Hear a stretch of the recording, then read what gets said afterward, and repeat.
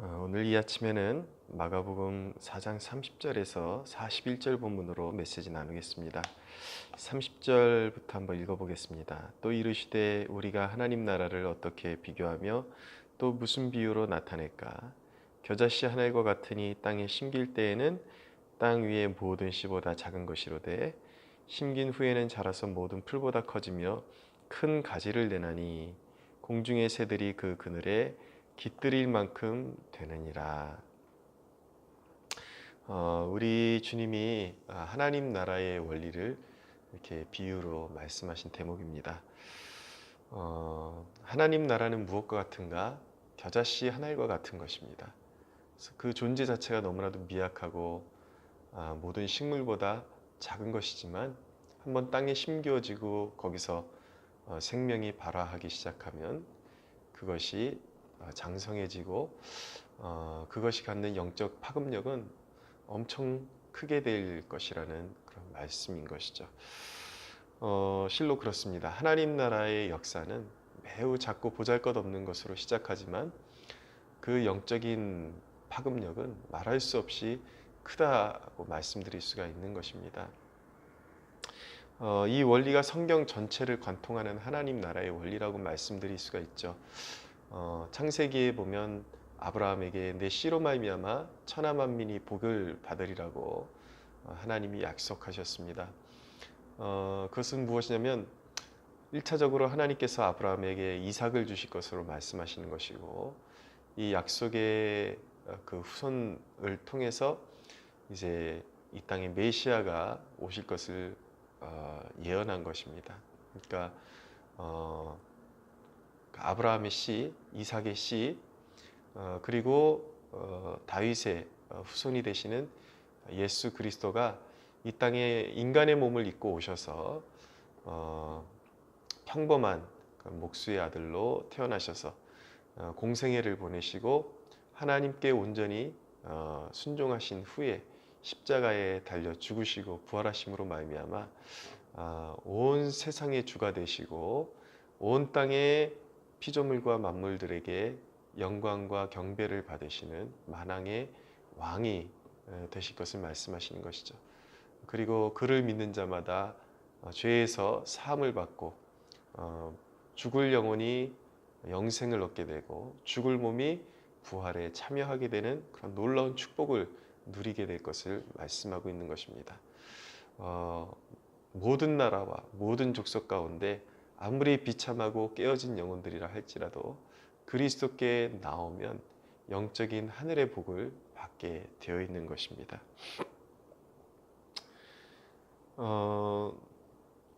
마찬가지로 예수님은 부활이시기 때문에 사망의 권세를 이기시고 부활하신 생명의 주이시기 때문에 그 예수 그리스도의 생명이 있는 그 한 사람의 그 존재의 위력은 대단한 것입니다. 여러분, 우리가 어디서 우리의 존재의 가치를 찾겠습니까? 한 사람의 성도로서 너무나도 보잘것없는 그리고 연약한 하나님의 자녀인 우리들, 우리 자체에는 능력이 없지만 우리 안에 심어 놓으신 그 예수님의 생명, 그 생명의 씨앗의 그 파급력은 대단하다라는 것을 우리가 깨달아야 합니다. 그 예수님의 생명이 들어있는 한 사람의 파급력, 그 생명이 지금까지 우리가 어저께 우리가 살펴본 스스로 자라나는 씨앗의 비유, 그것이 무엇을 의미하는 것입니까? 단순히 인간의 의지로 되는 일이 아니라는 것입니다.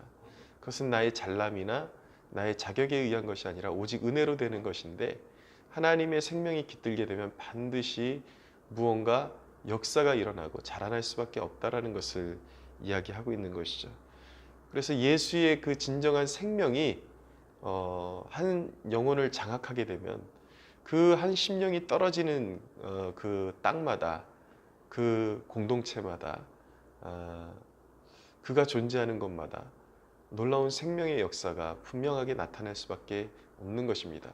그가 그 존재의 이유이기 때문입니다. 마치 그 한 알의 씨앗이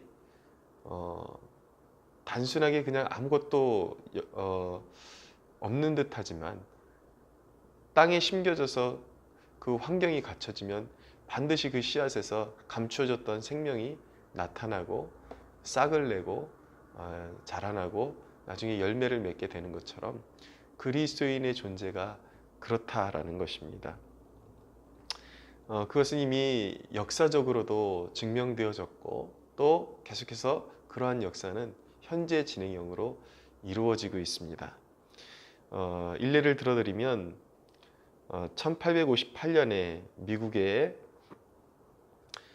킴볼이라는 그 주일학교 선생님이 계셨습니다. 이 선생님이 한 구두방에 있는 구두방의 종업원으로 일하고 있는 소년에게 일하고 있는 그 소년에게 찾아가서 복음을 전했습니다.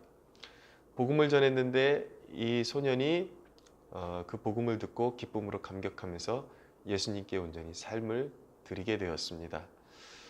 이 소년이 자라나서 위대한 그 19세기에 미국의 대각성을 이끌어가는 전도자가 되는데 이 사람이 바로 기독교 역사에 위대한 족적을 남긴 D.L. 무디라는 분입니다.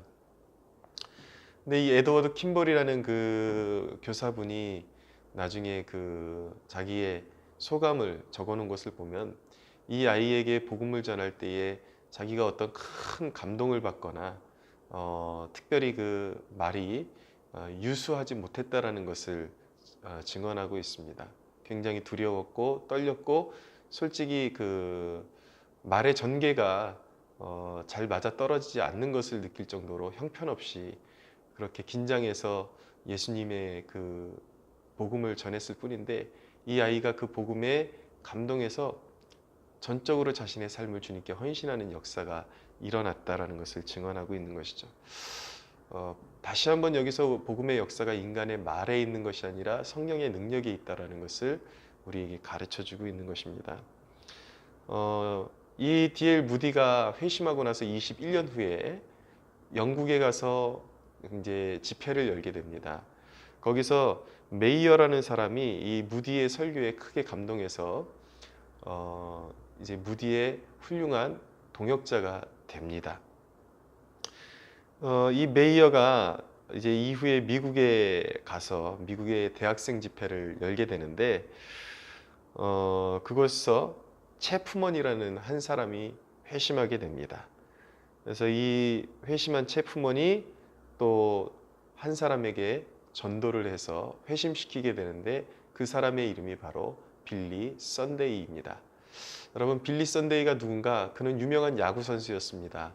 그런데 그 빌리 선데이 시절의 미국은 정말 골목골목마다 술집이 없는 곳이 없었고 한 집 걸러 한 집이 뭐 정말 술집이었다고 할 정도로 온 미국 전역이 알코올 중독과 술로 인해서 온갖 범죄와 가정이 산산조각나고 정말 방탕하고 마치 사사시대와 같은 그런 시대의 배경 가운데 이 빌리 선데이가 하나님께 부름받게 되는데 이 빌리 선데이가 술독에 완전히 잠겨있는 미국을 각성시키는 사명을 받고 음주 문화가 하나님 앞에 큰 범죄라는 것을 각성시키고 설교하게 됩니다. 그러면서 빌리 선데이의 그 한평생의 그 과제 그리고 선언은 무엇이냐면 미국인들에게는 결코 럼주가 필요한 것이 아니다. 맥주가 필요한 것이 아니다. 오직 예수 그리스도가 필요하다. 예수 그리스도만이 죄에서 구원하시고 새로운 삶을 주실 수 있다. 그래서 온 미국이 하나님 앞에 살려면 술을 끊고 온전한 마음으로 주님을 섬겨야 한다라는 그 각성의 메시지를 던졌는데 하나님께서 그를 얼마나 크게 사용하셨는지 후에는 미국의 금주령까지 발동하게 되면서 미국이 완전히 그 새롭게 변화되는데 이 빌리 선데이가 너무나도 귀하게 쓰임을 받게 되는 것입니다. 이 빌리 선데이는 이후에 함이라는 그런 설교자를 초청해서 샬럿에서 무려 3주간의 집회를 개최하게 됩니다. 근데 수많은 군중들이 모였는데 그곳에 회심자들이 나타나지를 않았어요.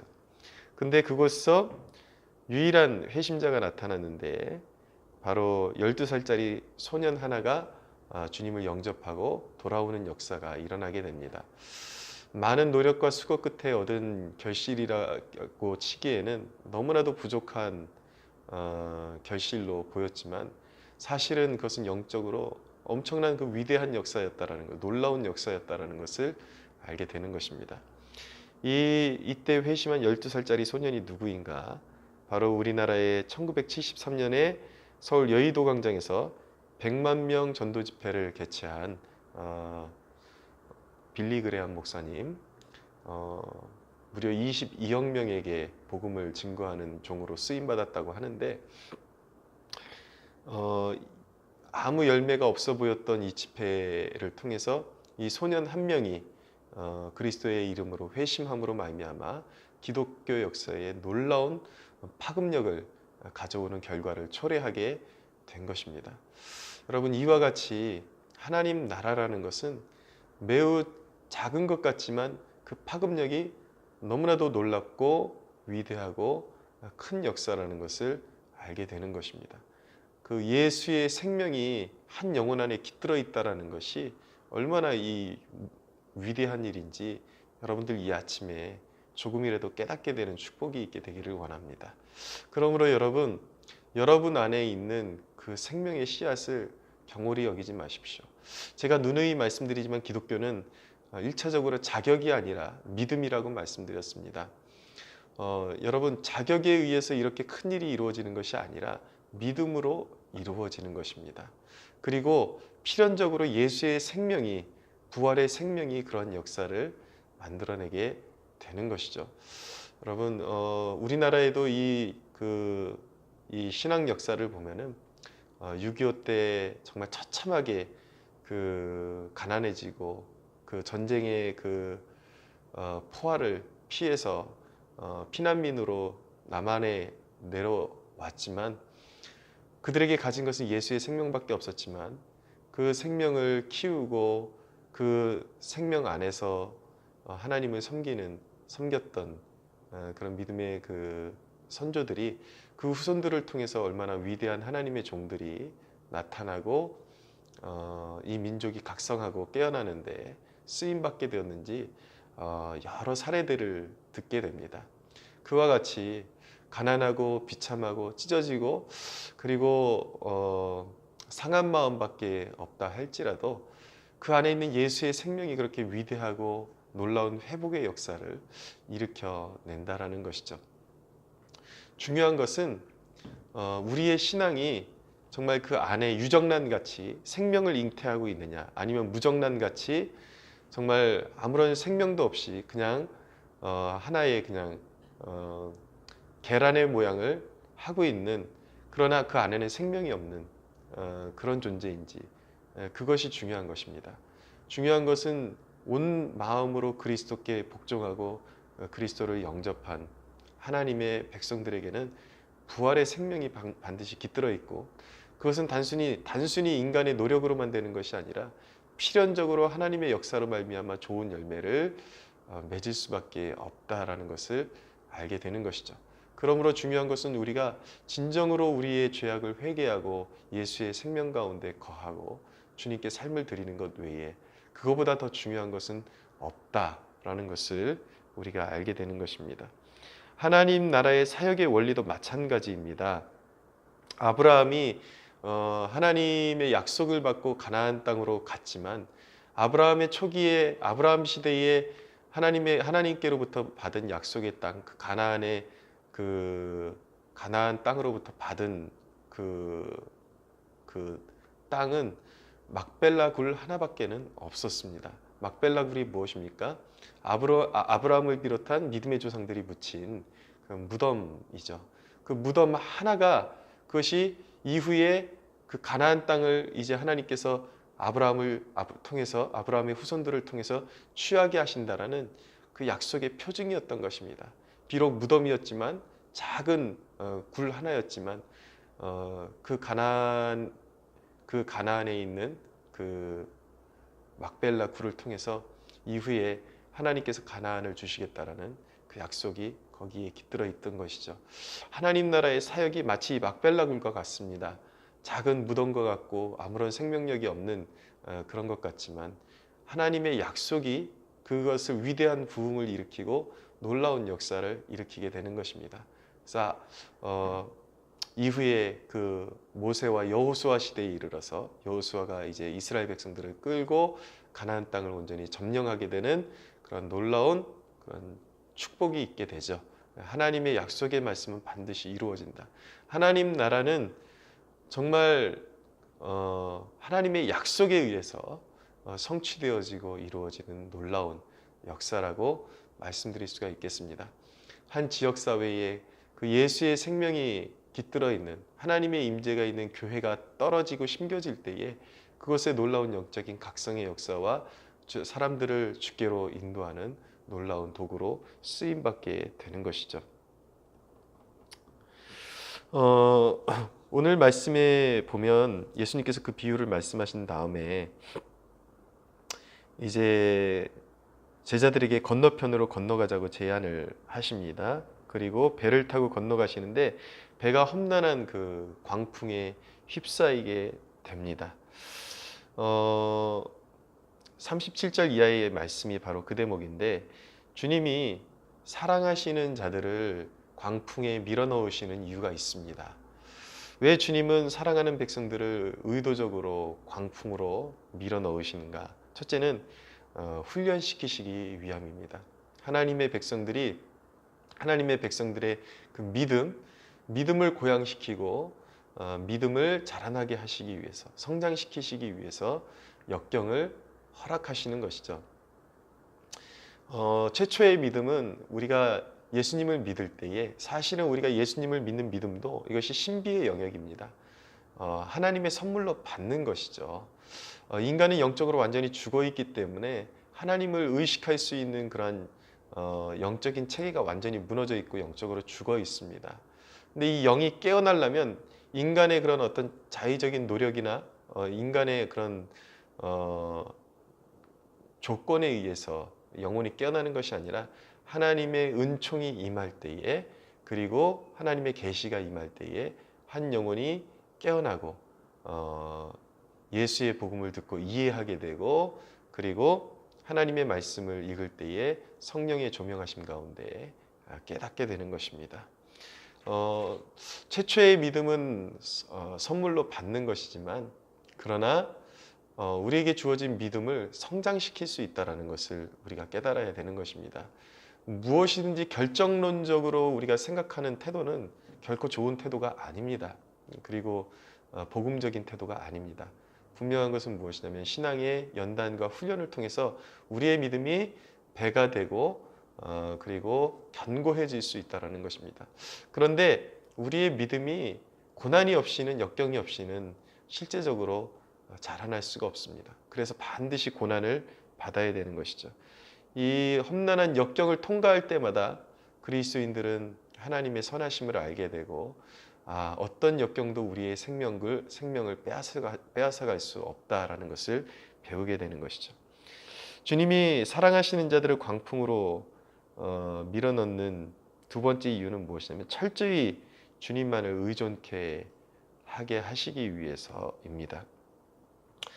오늘 38절 이하에 보면 예수께서는 고물에서 베개를 베고 주무시더니 제자들이 깨우며 이르되 선생님이여 우리가 죽게 된 것을 돌보지 아니하시나이까 하니 예수께서 깨어 바람을 꾸짖으시며 바다더러 이르시되 잠잠하라 고요하라 하시니 바람이 그치고 아주 잔잔하여 지더라. 예수께서 제자들이 깨우는 소리를 듣고 고요하게 주무시다가 일어나셔서 바람을 꾸짖으셨다라는 말씀이죠.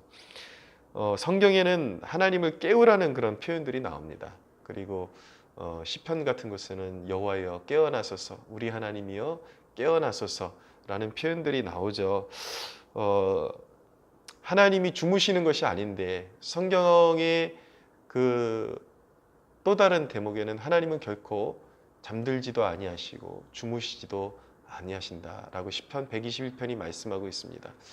하나님은 졸지도 아니하시고 주무시지도 아니하시고 이스라엘을 지키시는 분이라고 말씀하고 있습니다. 그런데 왜 성경에 보면 하나님을 깨워야 한다라는 표현이 나올까요? 그것은 철저히 하나님만을 의존하라는 뜻인 것입니다. 오늘 그 깨어져 가는 배 안에서 예수님께 부르짖어서 예수님을 깨운 이 대목은 바로 믿는 자들이 예수님을 영적으로 깨워야 함을 말씀하고 있는 것입니다. 이 말씀은 예수님이 주무신다라는 것이 아니라 예수님은 하나님이시기 때문에 모든 상황을 주관하시고 알고 계시지만은 우리가 그분의 도움을 철저하게 구해야 한다. 영적인 원리가 그렇다라는 것입니다. 하나님은 온전히 하나님의 백성들과의 인격적인 관계 안에서 모든 일을 이루시기를 원하시기 때문에 하나님은 반드시 약속하셨습니다. 내가 너희를 눈동자처럼 지킬 것이고 너희가 나를 찾으면 도와줄 것이다 라고 분명히 약속하셨기 때문에 하나님의 눈은 언제나 우리를 향하고 계신 것입니다. 그런데 문제는 우리입니다. 우리는 늘 방심하면 다른 것에 사로잡히고 다른 것을 의지하려고 하죠. 그래서 하나님은 온전히 다른 것을 다 내려놓고 하나님만을 신뢰하기를 원하시기 때문에 하나님을 깨우라고 그렇게 도전하고 계신 것입니다. 주님이 바다를 꾸짖으셨을 때에 바람이 잔잔하여지게 된 것을 보게 됩니다. 이 대목을 통해서 예수님은 말씀으로 세상을 다스리시는 하나님이시라는 것을 알게 되는 것이죠. 주님께 아뢰드려서 고침받지 못할 병이 없고 해결받지 못할 문제가 없는 것입니다. 그것은 우리의 단순히 이성적으로 그냥 평면적인 그런 치유나 그런 문제 해결이 아니라 주님은 우리의 모든 문제를 통해서 합력하여 선을 이루게 하시고 우리의 영혼의 가장 이로운 길로 주님은 인도하시고 다스려 주실 수 있는 위대하시고 전능하신 하나님이라는 것을 알게 되는 것입니다.